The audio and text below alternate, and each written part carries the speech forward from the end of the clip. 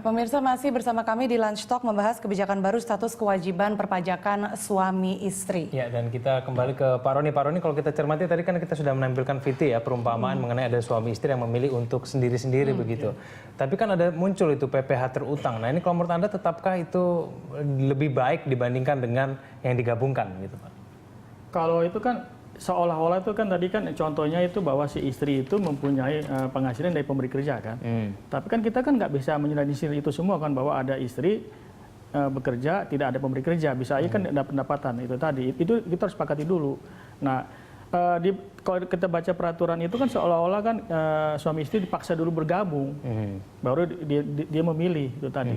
Nah itu memang penjelasan itu memang harus sosialisasi harus jelas, karena kalau kita baca buku panduannya itu hanya contoh-contoh doang. Kenapa ini terjadi itu tidak disebutkan, sehingga tafsir masing-masing. Dan yang lebih punya tafsirnya ada teman-teman di JP.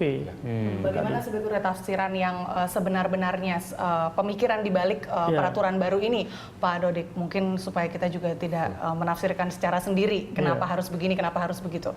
Ya, baik. Sebenarnya itu kan ketentuan ada di Undang-Undang Pajak Penghasilan sebenarnya. Jadi kita ini pernah menerapkan aturan itu kan pasti ada dasarnya ya. Itu semua ada di Undang-Undang Pajak Penghasilan di pasal 8 sebenarnya diatur tentang bagaimana perlakuan penghasilan terhadap suami dan wanita yang statusnya kawin. Itu di situ sebetulnya sudah ada semuanya. Mungkin bisa dibagi sedikit dasar pemikirannya yang tertuang dalam pasal itu? Pada dasarnya keluarga tadi adalah satu satuan ekonomi, itu aja sebetulnya pada dasarnya.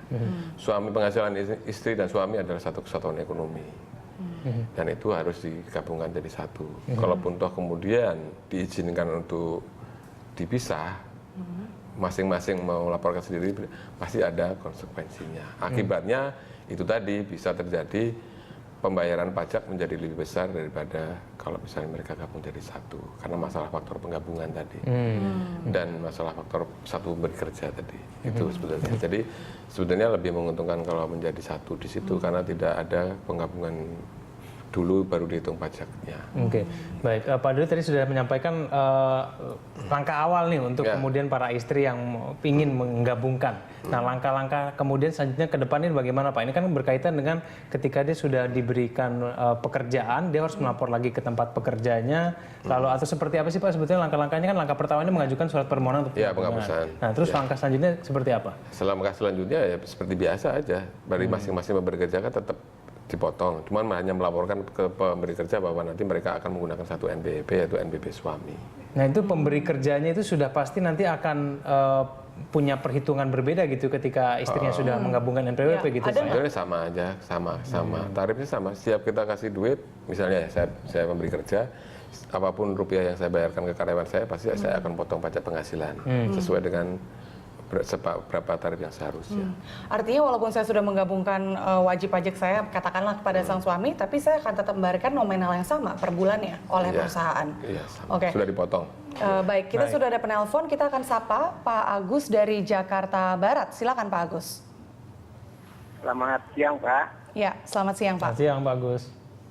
Ya, Pak, saya mau tanya, kalau untuk istri yang tidak bekerja dan tidak punya NPWP, itu seperti apa kasusnya?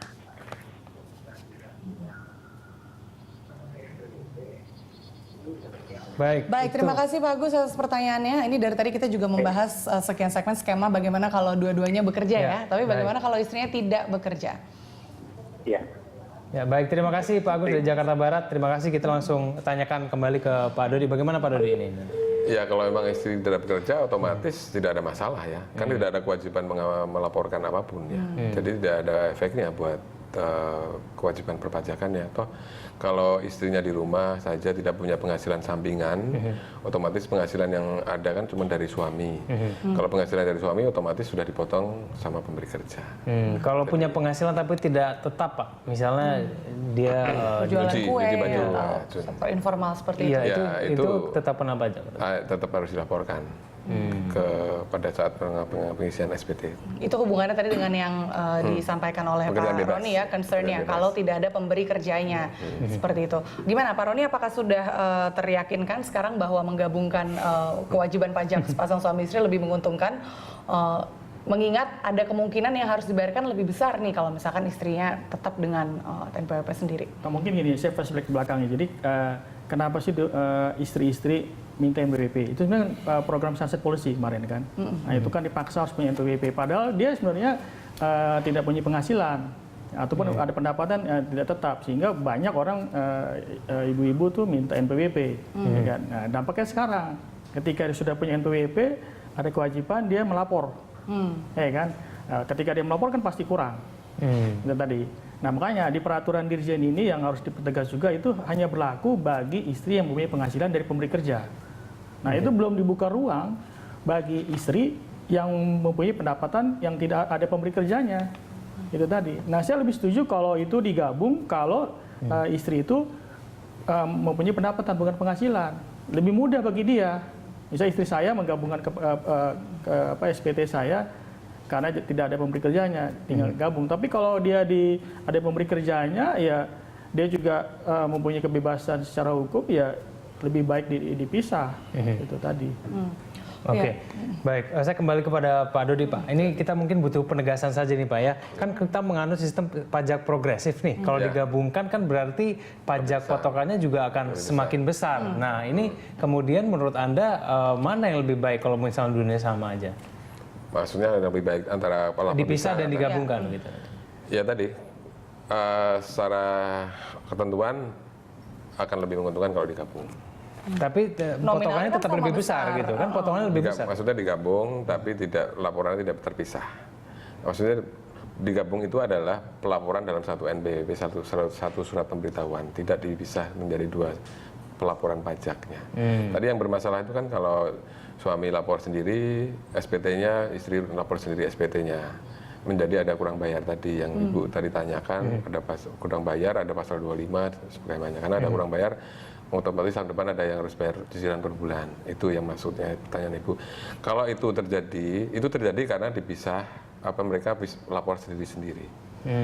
Kalau mereka lapor gabung jadi satu, maka tadi dianggap bahwa penghasilan istri sudah selesai. Di situ suami juga sudah selesai, otomatis akan tidak ada kurang bayar ya tadi.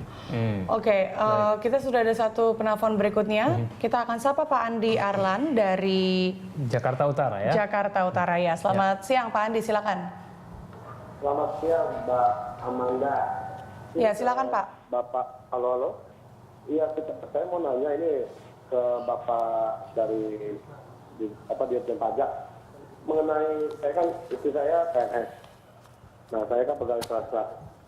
Nah, baru kemarin saya mengisi SPT, namun petugas dari Dirjen Pajak itu bilang bahwa harus menuliskan nama SPT istri di tempat saya.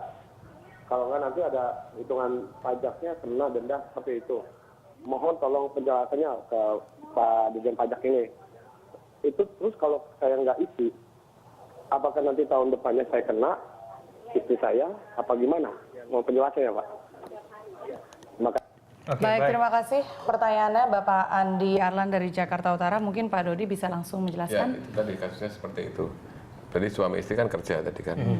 Jadi masing-masing melapor sendiri-sendiri.